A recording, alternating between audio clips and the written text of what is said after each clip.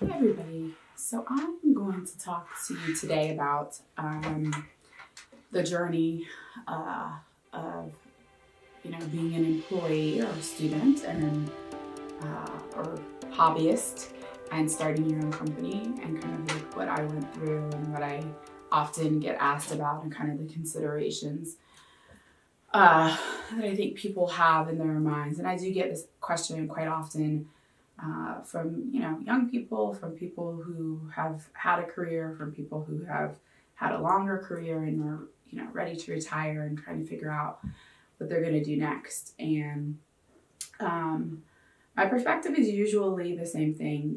If you are in a position where you don't have to work because you are living with a relative, or you're able to do some part-time stuff to bring in whatever income you need to shelter, food, clothing, that my recommendation is to start as soon as possible, as young as possible, because your tolerance for risk is usually less. The fears that you build up over time are usually less. And if something doesn't work, you can always start over and try something new. This concept that we have, especially in the U.S., where we ask kids when they're small, what do you want to do when you grow up?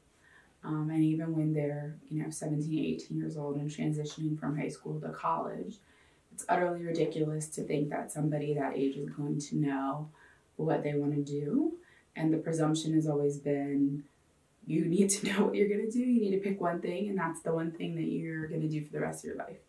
And it's crazy and it's untrue. You can try many things, and I try to encourage my kids to, think of it that way. What's the first thing you're going to do that you have an interest in, that you want to learn more about? Pursue that. If you know what your passion is, great. Most people don't right out the gate. So, it evolves. And I think, people will try many things over their lifetime and hopefully have success with more than one thing. But it's rare that somebody just has that one thing they're going to do and that's it for the rest of their lives. I mean, it does happen, but I don't know that it happens a lot.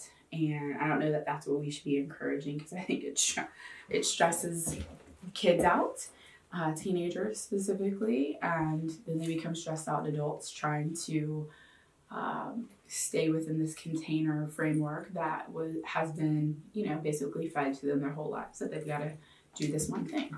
So I would tell anybody, if you've got an idea, and you're willing to put in the work, and you know that it's not going to be an easy journey, but hopefully it will be fun, to start and see what happens. You can always change your mind. You can always go get another job, or you can always do the next thing.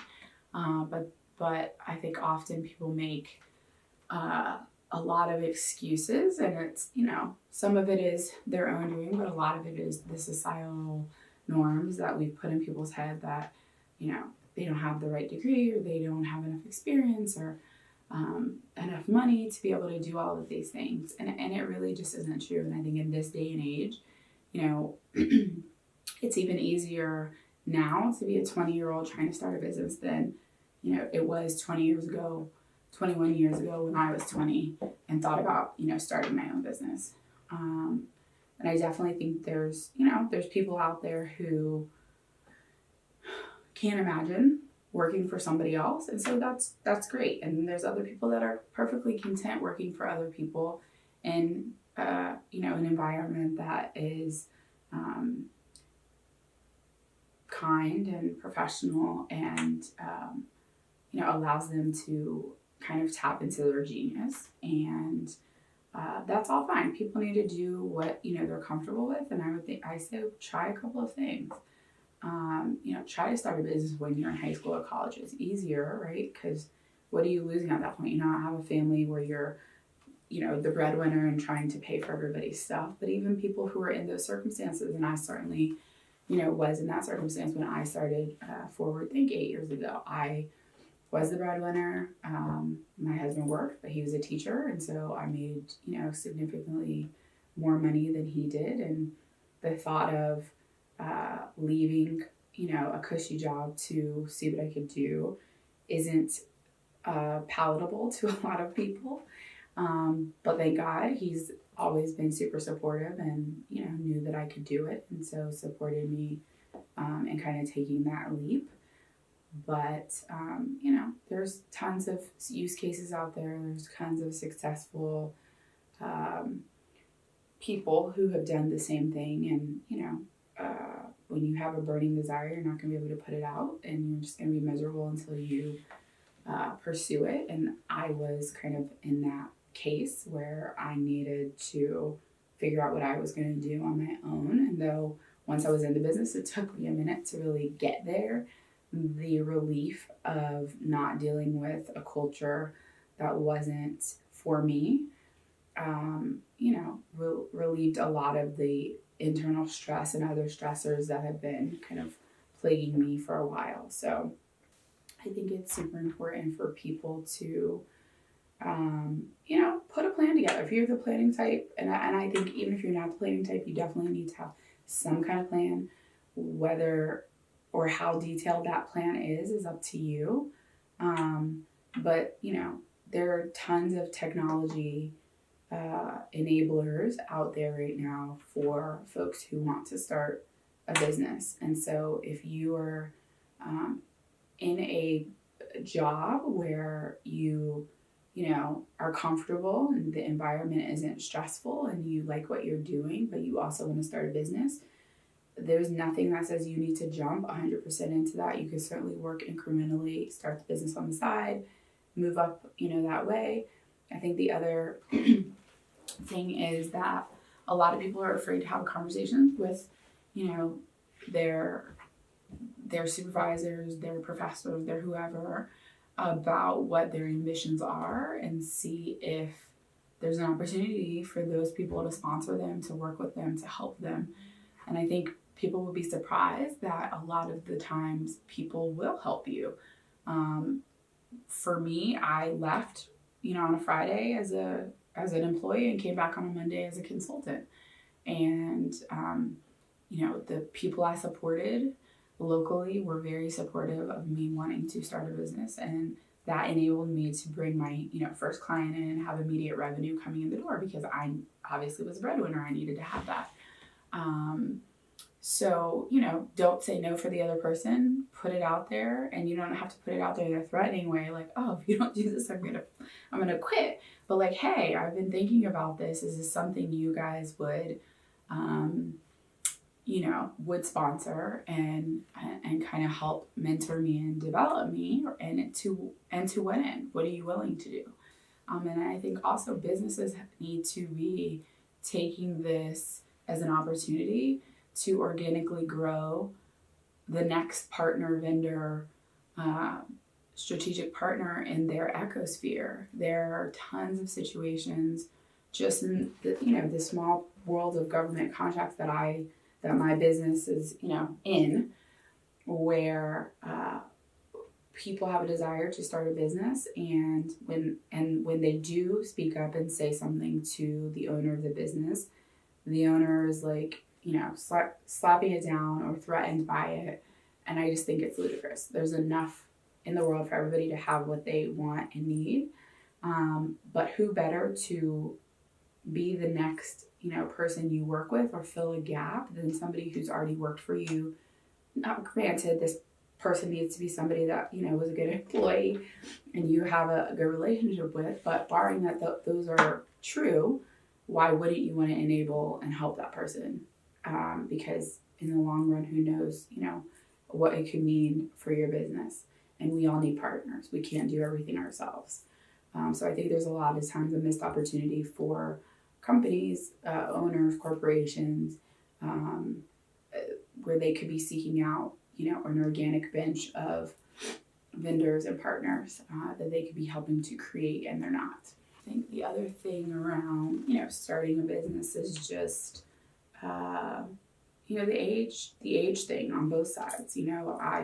I have two teenagers, and one plays basketball a lot throughout the year, the majority of the year, and he worked this summer in two jobs. I was very, impressed with that. But the rest of the year, he's like, I can't. And it's like, no, it's not true. You can't go get the traditional job where you're, working on the weekends or after school because you have practice, you have training, you have games, but you could be doing something that doesn't require you to have to go in somewhere for 5 or 6 hours at a time. You could be, doing what Gary does, flipping things. You could be, babysitting. That you could be doing something that requires you just be on a computer or on your phone.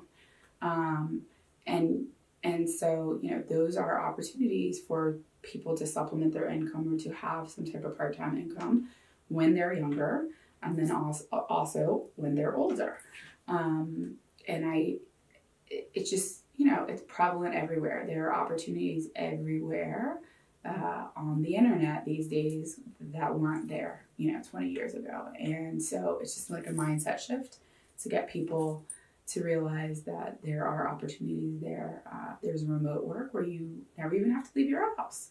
And it's worthwhile to seek that if that's something that could help you, and you're in a place where you can't leave the house or your schedule doesn't match up with something.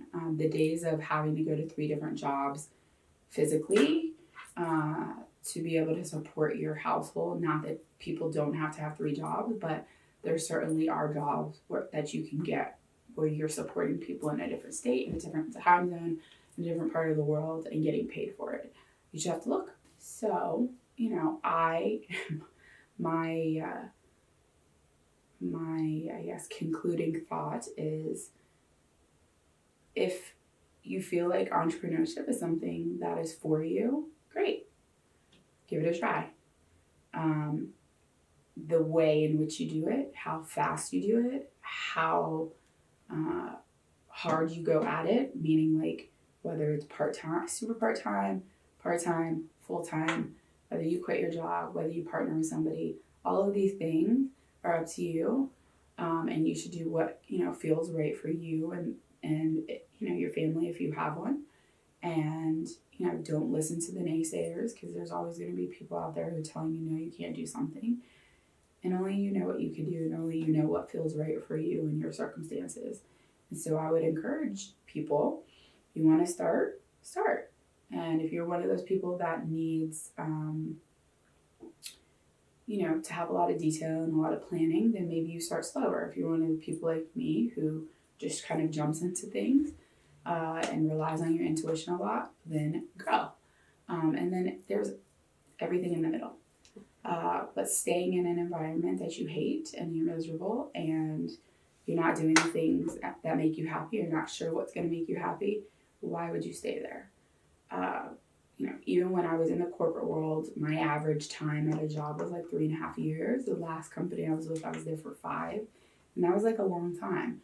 8 years into running my own business. And I'm like, I don't know, am I going to be here for 10 years?